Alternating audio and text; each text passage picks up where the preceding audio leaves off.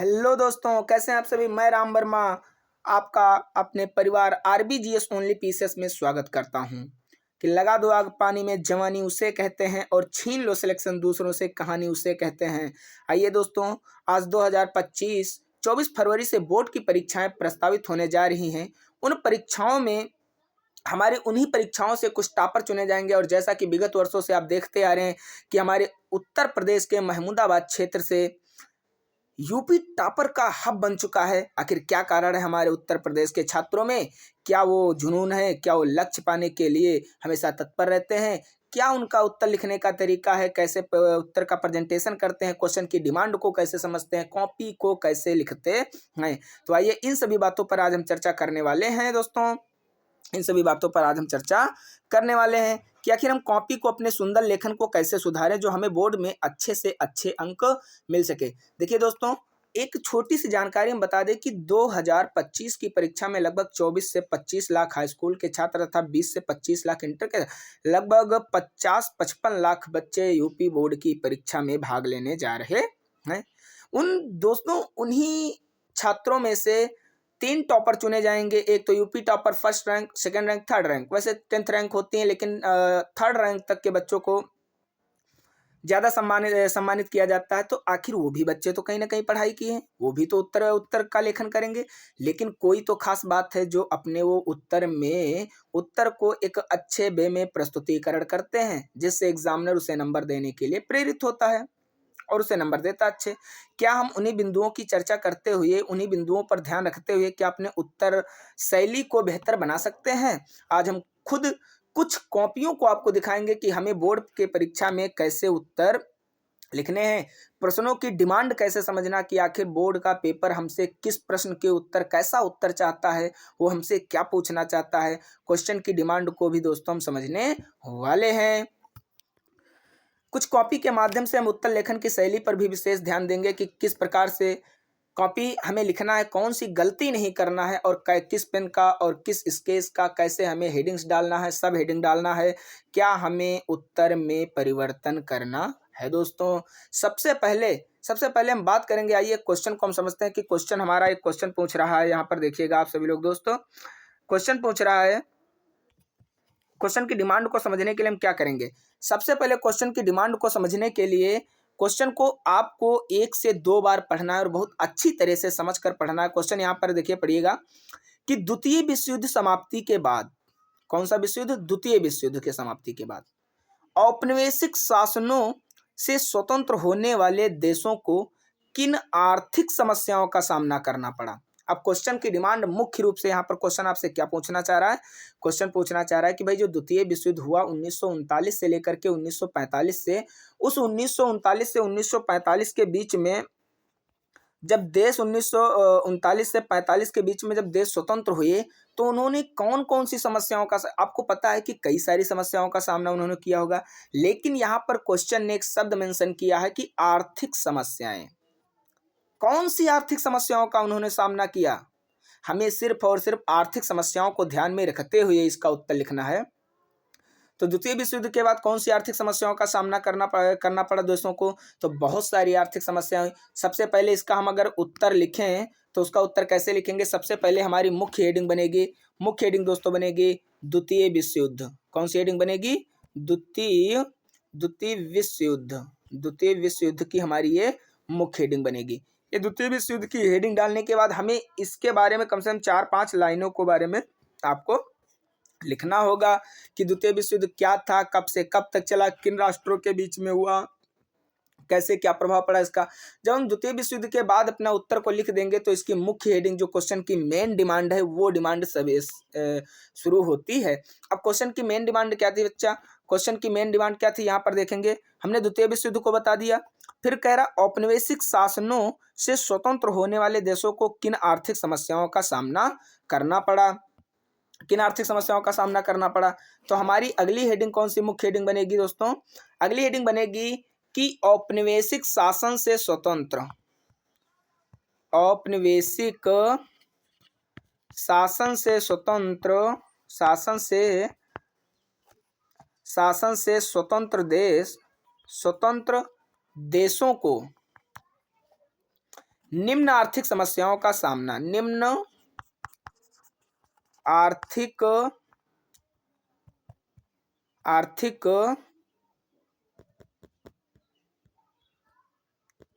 आर्थिक समस्याएं आई। ये हमारी मुख्य हेडिंग बनेगी। अब मुख्य हेडिंग डालने के बाद देखिए, आपने द्वितीय विश्व युद्ध पूछा तो द्वितीय विश्व युद्ध बता दिया। फिर क्वेश्चन की मुख्य डिमांड थी कि औपनिवेशिक शासन से स्वतंत्र देशों में कौन कौन सी समस्याएं आई, तो हमने हेडिंग डाली है कि औपनिवेशिक शासन से स्वतंत्र देशों को निम्न आर्थिक समस्याएं। अब इसके अंतर्गत हमें अपने उत्तर का मुख्य डिमांड जो उत्तर है वो हमें लिखना है कि कौन कौन सी आर्थिक समस्या। तो जैसे बेटा, पहली समस्या आर्थिक समस्या क्या, जब देश हमारा औपनिवेशिक लंबे समय से शोषण होकर आज़ाद हुआ तो सबसे पहले उसमें तो अर्थव्यवस्था को सुधारने की समस्या आई। अर्थव्यवस्था जर्जर हो गई थी, अर्थव्यवस्था को कहीं ना कहीं अपने एक सुचारू मार्ग पर लाने की समस्या आई, है ना। दूसरी समस्या क्या आ सकती है, दूसरी समस्या हमें रोजगार की आई होगी, क्योंकि वहां पर लोग बेरोजगार की स्थिति में आएंगे। तीसरी समस्या आधारभूत ढांचों के विकास करने की समस्या आई होगी। चौथी समस्या आर्थिक अस्थिरता की समस्या आई होगी।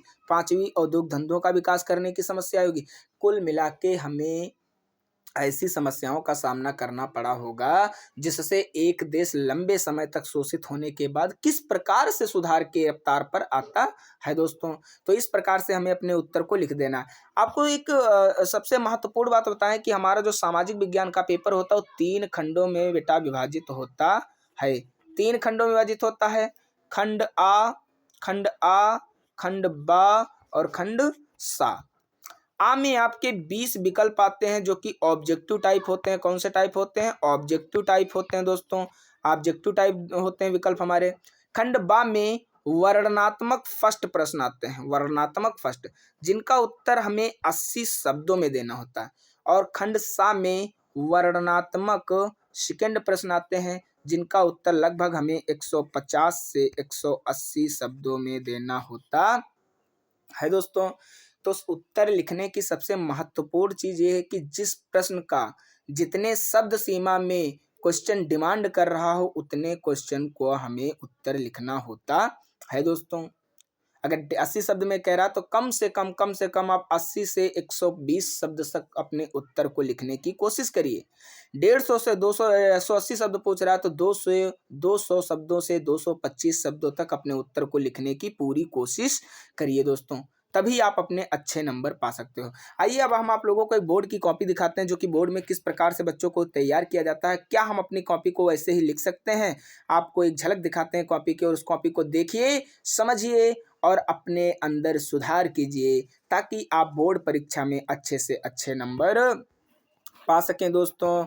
यहाँ पर देखेंगे हम पहली कॉपी में क्वेश्चन हमारा था, क्वेश्चन इसमें नहीं ऐड कर पाए हम, सॉरी दोस्तों। इसका कॉपी का हम फर्स्ट पेज पर थे, क्वेश्चन हम बता देंगे। आपका क्वेश्चन होगा, यहाँ पर पूछ रहा सरकारी क्षेत्र से प्राप्त लाभ।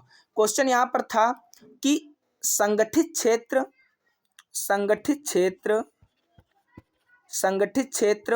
व असंगठित क्षेत्र के श्रमिकों की समस्याएं व उनमें अंतर बताइए। संगठित क्षेत्र के श्रमिक और असंगठित क्षेत्र के श्रमिक में अंतर क्या होता है। तो यहाँ पर उस बच्चे ने अपनी कॉपी देखिए कितने बेहतरीन ढंग से कॉपी लिखी। ऐसे कॉपी अगर लिखी जाएगी बोर्ड में तो जाहिर सी बात है आप 95+ नंबर प्राप्त करने वाले हैं दोस्तों। इन्होंने इसके पहले पेज पर संगठित क्षेत्र की हेडिंग डाली, उसके बारे में बताया। फिर इन्होंने हेडिंग डाली है संगठित क्षेत्र और असंगठित क्षेत्र में अंतर। ये जितनी भी हेडिंग लिखी है आपकी संगठित क्षेत्र के श्रमिकों की विशेषताएं हैं कि उनको क्या क्या लाभ मिलते हैं दोस्तों। इसमें देखिए पहले इन्होंने हेडिंग डाली और हेडिंग के बीच में इन्होंने लाइनों की गैप देखिए, कितने एक लाइन को सिर्फ छोड़ा है। कितनी अच्छी बात है, एक लाइन की गैप छोड़ा। इन्होंने कॉपी भरना नहीं चाहा है बल्कि अपने उत्तर को पूछे गए शब्दों के अनुसार प्रस्तुत करने की कोशिश की है दोस्तों। यहाँ पर पहली हेडिंग डाली रोजगार की सुरक्षा, निश्चित कार्यवधि, विभिन्न लाभ व भत्ते, विभिन्न सुविधाएं मिलती हैं।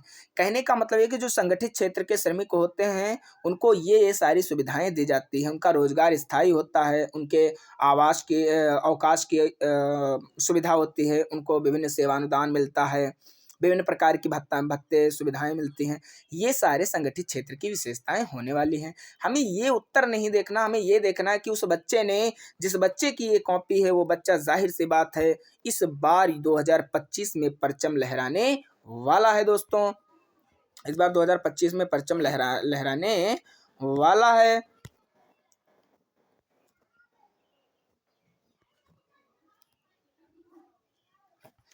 और आपको बता दें कि देखिए, आपको बोर्ड के पेपर में कॉपी तो बिल्कुल भी नहीं भरनी कि हमारे इतने पेज हुए हम कॉपी भर देते हैं, नहीं, कॉपी नहीं भरनी है, आपको कॉपी नहीं भरनी है। अब देखिए यहाँ पर क्वेश्चन इन्होंने वर्णनात्मक बा का खंड आ बा दूसरे नंबर का क्वेश्चन इन्होंने हल करना प्रारंभ किया और क्वेश्चन पहले हेडिंग डाली खंड बा वर्णनात्मक फर्स्ट की हेडिंग पड़ी है और वर्णनात्मक फर्स्ट में उत्तर क्वेश्चन डाले हैं कि प्रश्नोत्तर संख्या 1, यानी ये किस प्रश्न का उत्तर है? 1 का उत्तर है दोस्तों। किसका उत्तर है? 1 का उत्तर है। ये 1 का उत्तर है। कितने स्पष्ट शब्दों में, कितने सरलता से, कितनी बेहतरीन राइटिंग में ये उत्तर को प्रेजेंटेशन किए, कितनी अच्छी हेडिंग्स लग रही। आपको भी कॉपी देखकर लग रहा है कि हाँ ये बच्चा कम से कम, ये क्वेश्चन आपका 4 नंबर में होता है तो इसमें 4 में 4 ही वो पाएगा। इसने कोई भी गलत नहीं किया, कोई भी कटिंग नहीं किया और कितने बेहतरीन ढंग से उत्तर लिखा। इसी प्रकार हमें बोर्ड की परीक्षा में कॉपी लिखना। आप लोग ध्यान से देख लीजिए कि प्रत्येक हेडिंग के बाद सिर्फ एक लाइन का गैप है, एक लाइन का दोस्तों गैप है। इन्होंने कॉपी और लास्ट में इन्होंने एक लाइन को छोड़ा है और अगले पेज पर इन्होंने उत्तर लिखना शुरू कर दिया है। लैंगिक असमानता, सबसे पहले उन्होंने बताया कि लैंगिक असमानता क्या होता है। फिर उन्होंने बताया कि महिलाओं को राजनीतिक व्यवस्था में कितना प्रतिनिधित्व मिल रहा है।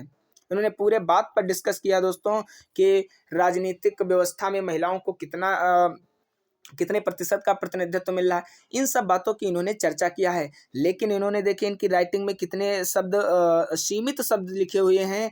ना तो ज़्यादा शब्दों के बीच में गैप है और ना ही ज़्यादा शब्द पास पास में लिखे हुए हैं। आपको राइटिंग देखकर ही लग रहा होगा कि हाँ यदि ऐसे कॉपी लिखी होगी तो हमें कहीं ना कहीं बोर्ड परीक्षा में अच्छे नंबर मिलने वाले हैं। अगला क्वेश्चन इन्होंने हल किया, फिर यहाँ पर डाले प्रश्नोत्तर संख्या 3।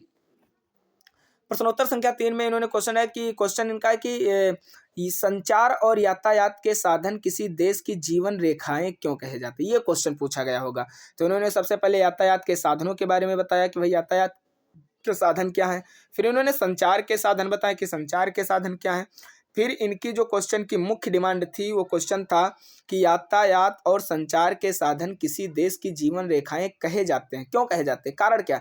तो उन्होंने बेहतरीन हेडिंग डाल के बताया है कि यातायात और संचार साधनों किसी देश की जीवन रेखाएं कहे जाने के कारण। भाई क्यों, क्या कारण है। तो इन्होंने कई कारण इन्होंने बताए हैं कि इन कारणों से किसी देश में यातायात और संचार के साधनों को जीवन रेखाएं माने जाते हैं। तो आप उत्तर की कॉपी दोस्तों देख सकते हो कि इस प्रकार से हमें कॉपी लिखना है।